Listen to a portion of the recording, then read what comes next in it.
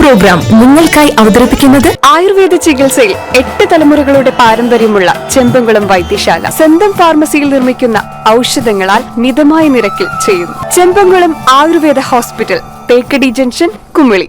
നെടുങ്കണ്ടം ചാറൽമേട് ശ്രീ അർദ്ധനാരീശ്വര ക്ഷേത്രത്തിൽ തിരുവാതിര മഹോത്സവം 2026 ജനുവരി 1, 2, 3 തീയതികളിൽ.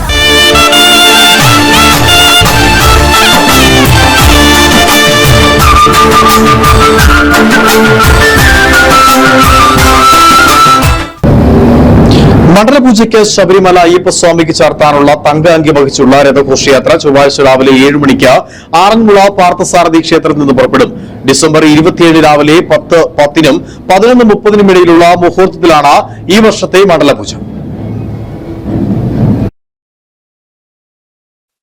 തിരുവിതാംകൂർ മഹാരാജാവ് അയ്യപ്പസ്വാമിക്ക് മണ്ഡലപൂജയ്ക്ക് ചേർത്തലായി സമർപ്പിച്ചതാണ് തങ്കയങ്കി.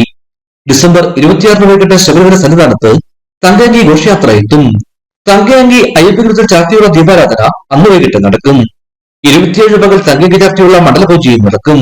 27 രാത്രി 11 ഹരിവരാസനം പടി നട അടയ്ക്കുന്നതോടെ മണ്ഡല മഹോത്സവത്തിന്റെ സമാപനം കുറിച്ച് ശബരിമല നട അടയ്ക്കും. പിന്നീട് മകരവിളക്ക് മഹോത്സവത്തിനായി 30 നട വീണ്ടും തുറക്കും. ഇടുക്കി വിഷൻ, സന്നിധാനം.